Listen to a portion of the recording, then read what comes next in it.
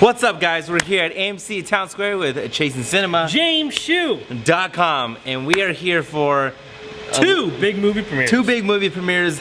We're gonna first start with the one I'm most excited about, Jake Gyllenhaal, Southpaw. Yeah, Jake Gyllenhaal has proved to be one of the best working actors right now, especially after his performance Nightcrawler. in the movie that me and you both last loved. year. Woo! Nightcrawler. I mean, unreal of performances. He played Lou Bloom, one of the creepiest men on screen ever. Southpaw is really interesting, and I don't know when you started hearing about it, but when I remember hearing about it, it was when Eminem was actually in talks to playing the character. He produced this film. He also obviously did most of the music. He does that song, I Am Phenomenal. I am phenomenal. Right over the trailer. But he was originally supposed to play this character. I didn't know that. Yeah, and that eventually didn't happen, and Jake Gyllenhaal took the role. So you know, he was supposed to be Matt Damon's character in Elysium. Who? Jake Gyllenhaal or no, Eminem? Eminem. Really? It was supposed to be Matt Damon's character in Elysium. No, I did not know that. That would have been a little FYI. I think that would have made Elysium a lot more interesting. But anyway, we have a boxing movie, and you know, boxing movies, there's not a huge amount of them, but there are. Usually when they are made, they are classic. We have Rocky, we have Raging Bull, we have The Fighter. We have a lot of movies that kind of look back on that talk about boxing, but it seems like this movie is a lot more than just about his in-ring performance, but about the loss of his wife, played by Rachel McAdams, which is not a spoiler, it's in the trailer.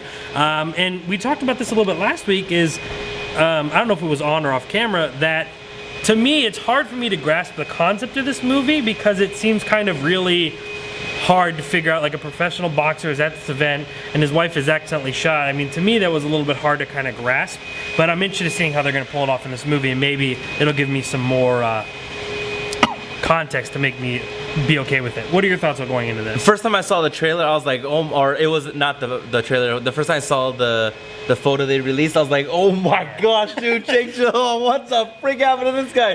He literally went from a scrawny 100, I don't know, 40. He lost 30 pounds for Nightcrawler, or 20 pounds for Nightcrawler. And then went up and then gained 80 pounds of muscle, streaking muscle. Rachel McAdams banging. Not many people can disagree with me on that. And then we got 50 Cent. 50 Cent. You know, he's got rid of all his tattoos in real life. Wants to be considered a serious actor and all that good stuff. Yeah, when I talked to him at CinemaCon, he said he had interest in directing. I mean, he did direct one small picture. Wasn't really for our territory. That's a long, different story. But he said he had really interest in directing. So he's trying to really kind of make a name for himself. Very, very nice guy. A sweet, one of the sweetest guys I met. Is that awesome? He really is. He was so nice. I swear to God. He was like Paul Rudd. Him and Paul Rudd were the nicest guys in the world. I love it.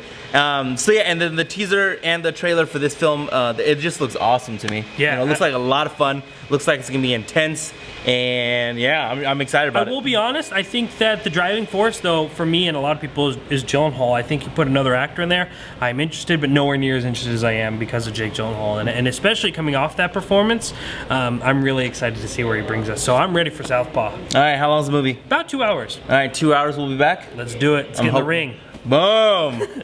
All right, so we just got out of Southpaw, and wow, bro, that movie.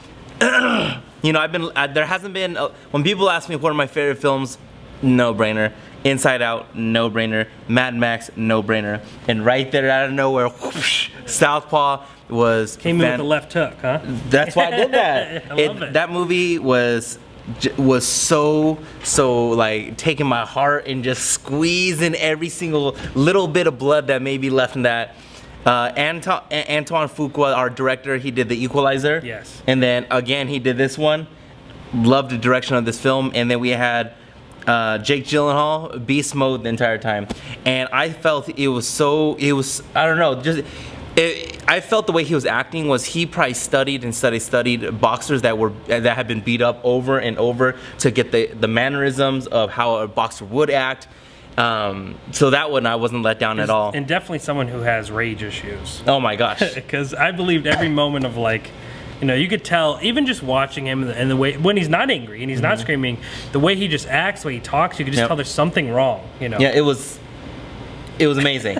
And then Rachel McAdams, banging, obviously, number one, but she didn't have a huge role, because everyone knows that, but for what she did, I was fine with it. She was like the boss of the family, loved it, and I liked how she understood. She's like, dude, we need to stop boxing because you can't gonna last too much longer, buddy. Regardless if you're winning the rounds, you're not gonna last. And then Forrest Whitaker. Was Forrest Whitaker. He was good. I like Forrest Whitaker, so he was good. But man, the person who stole the show was the little daughter. Yeah, Una Lawrence. Oh my gosh, that girl was, wow, man. Wow, man. She was so believable. That's amazing. How old is she? She's 13, but she looks a lot younger than that. She's 13 years old. That girl, as long as I'm sure as long as you keep on doing your thing, you can be getting your little she's Oscar. From Broadway. Yeah. And I don't know how many film appearances she's had, but this is obviously her first major role. Because everything I could find, on her, I was trying to get research and get her age, and it was kind of hard to find, but everything that would come up would be Matilda. And that took place in 2012 when she was only 10, so. Well, Miss Lawrence, you got a future ahead of you if you about to be, I don't know, maybe it's like a Lawrence thing. Yeah? You just automatically granted She spells the his name special. different, though. It's nice, too. It's Laur. But anyway. So that was awesome. And then my last but not least part was I loved how at the end they gave it a little in the memory of James Horner. Yes. One of my personal favorite and I totally didn't even realize that he composed this movie. Of all time. Did some of my favorite movies, and my favorite movie of all time, Titanic. And of course he did Avatar and a lot of James Cameron stuff. And then that's freaking awesome. And then a little side note before we talk about yours is Antoine Fuqua's next movie is Maleficent. Not Maleficent. Just can't say the word. Magnificent? Yeah. Say it again. Magnificent. Yeah, 7. Oh yeah. And then the remake. He asked. He had no. Antoine Fuqua had no money for the budget wise, and he told James Horner. And then when he already had passed away, his whole crew went to Antoine Fuqua and said, James Horner did your score ready for you for free. Yeah, that's been kind of coming up right now in the news that he's kind of secretly did that. Yeah. Which is pretty exciting because that's a movie I'm really looking forward to. But to backtrack here, Southpaw. When you first watch this movie, it's really, really interesting because how I felt about the movie, I didn't expect to feel, especially in the beginning. We're watching this boxing fight. We're watching Billy Hope, the perfect boxing name ever, Billy Hope. And he's just getting punched in the face, and I immediately kind of just went, oh, geez, why is this? Yeah, why is this like Rocky? Why is he just taking, hits to the face? Though we do learn it's not the fault of the movie, it's just how he actually fights. He doesn't use defense, so obviously there's an issue with him just wanting to be hit all the time. I really like Gyllenhaal in this movie. Like you said, he completely knocked out of the park because he's frustrating, he's annoying. I really disliked him in the beginning of the movie because the scene in which Rachel McAdams confronts him, and you mentioned it, saying, you can't do this anymore, and he's genuinely taken aback and kind of confused on why she's bringing this up, just totally proves how oblivious he really is to the real world, that he has a daughter, he has a wife, and she would want him to stop this, and he doesn't understand why. But this movie, like most boxing movies, is not about boxing. It is about a self-destructive person who is filled with rage and loss and confusion. And to go back to that scene in the trailer that I had trouble buying, the Rachel McAdams scene, ended up being one of the hardest farewell scenes I think I've ever seen in that situation. We've seen dozens upon dozens of movies where a character dies in someone's arms, but that one was really, really painful. Oh my god! The best way to describe the Southpaw experience is you are in the ring and you were just getting gut punch after gut punch with these emotional things. But like you said, it is the relationship between Una Lawrence and Jake Gyllenhaal that truly make this movie unbelievable. I was really disappointed to hear that a lot of people were criticizing this movie for being cliche and predictable. And though that might be true, this movie doesn't really stand out or doesn't do anything that really isn't expected. It's the fact that I enjoyed every moment of it while it was going by, so I wasn't worried about it was ending how it was. And to me, I think that was a real issue I had. That sure, it isn't the most original movie. It doesn't create a new formula. It is very formulaic, but at the same time, everything that happened in between really, really affected me. Even the things that kind of felt just thrown in last minute or added just to kind of have an emotional moment. Even like the Hoppy scene. I won't get into that, but you know what I'm talking about. which didn't really have a huge emphasis and felt like just kind of another, throw on the pot. Still was effective in some degree, but I mean the raw and real emotion from the relationship between Jake Gyllenhaal and his daughter in this movie is so strong. There's a beautiful moment in the movie that really symbolizes their relationship. Rachel McAdams had just passed away, and Jake Gyllenhaal goes to say goodnight to his daughter, and he shuts off her light, and she, quickly corrects him that mom always leaves it on. Yeah. And you could tell these two just really are about to break, but they keep their strong faces on. He goes into the hallway. She does call out to him, but then retracts, and she's just kind of in tears. And the next time we see Jake Gyllenhaal, he is on the other side of this wall on the floor in tears. And these two are literally in need of each other, but a wall, literally and figuratively, is in the way. And I think that perfectly describes the relationship. They have a really, really great moment when Una actually finally breaks and kind of lets out everything.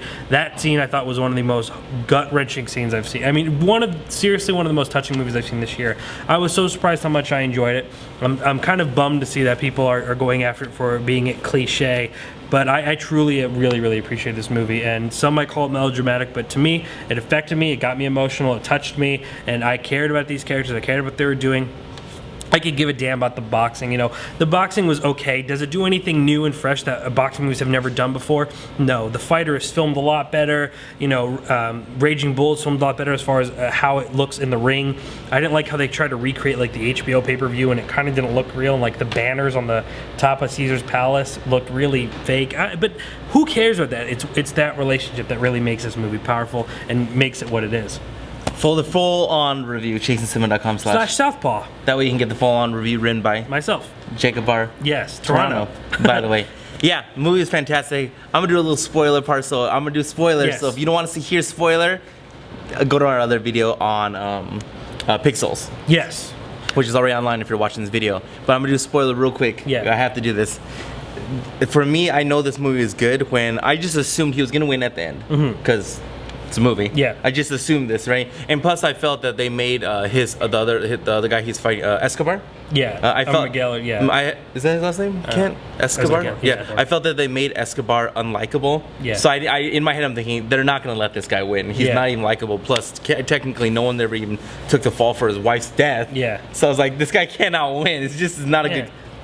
Anyway, movie's going on, and the whole time I'm just like, no, come on. That's how it was for me. It was intense, and then at the end he won, but I didn't know he was gonna win, but I knew he was. You doubted it for a second. Yeah. I was like, oh my gosh, is he gonna win? It was interesting how they kind of dealt with that, though. That you bring that up on how we figure out who killed his wife and what happened, because the scene itself is kind of confusing. We see that one of his guys is pulling out a gun. Yep. We hear a gunshot, but we don't see who the one that we eventually find out who it is, and then we see like this kind of gun trade-off thing, yep. and we hear about it in the background through commentators and stuff, but we never really get an explanation to that. So in my head I was kind of like, well, I wonder whether they ever decided to go with that or they just end up not going through with it. 50 Cent too, we forgot to mention. Oh yes, the heck. he is a jerk. Yeah, but he was good. He was very good in this movie, and I was so surprised. Like I said before, he's a sweetheart. But in this movie, I'm like, oh, what a... It's just business. Yeah. No, I mean, he was just totally, all about the money. But Don King. I really enjoyed this picture. It really got to me. I thought it was one of the more effective movies I've seen this year, and I'm really surprised that... Top 5 of the year? Ooh, that's tough. There's been a lot of really great movies that are falling on the top 5. Yeah, I mean, I made my list. And actually, if you tune in at the end of July, me and Josh Bell go over our top 5 favorite films of the year so far. But we ended it 2 weeks ago, so this movie wouldn't be able to be on that list anyway. Okay. But you'll have to tune in for that to see what it is. I'm already sure this is top 3 for me. Yeah? Yeah. Top 3? Yeah. Wow. There wasn't really a lot of movies I liked this year. Inside Out, Mad Max, obviously, Jurassic World. Furious 7. Furious 7 was good. Ex Machina. I like this better than... Didn't you really like Ex Machina? Yeah, but I wouldn't say it was my top 3. Ant-Man? Ant-Man was good. Yeah, Ant-Man was good. Did you see Trainwreck yet? No, I don't see myself seeing Trainwreck. Really? Yeah. Amy Schumer annoys me. What? Anywho, if you haven't seen our review on Pixels, guess what? You want to see who annoys me? Go watch our review for Pixels. Watch Pixels. And in 7 days, I'll be solo because Well, yes, you will be solo. I will be out of town, and you'll be here reviewing Mission Impossible Rogue Nation. Yes, I will. But, sir, before Hopefully this you'll makes be, my top 5. before you are here on Friday reviewing Mission Impossible, you'll be here on Wednesday reviewing Vacation without me as well. Is that on Tuesday night? That's on, Tuesday night. Can't we watch a movie on Tuesday Actually, night? Tuesday night. There will be a review for Vacation, so don't worry. I'll only be missing for Mission Impossible. Okay, so we'll be back in 4 days? 4 days. 4 days? You be safe in your travels. Yeah, thank you, sir. And for those of us that don't know, chasingcinema.com is known as Film Lovers website.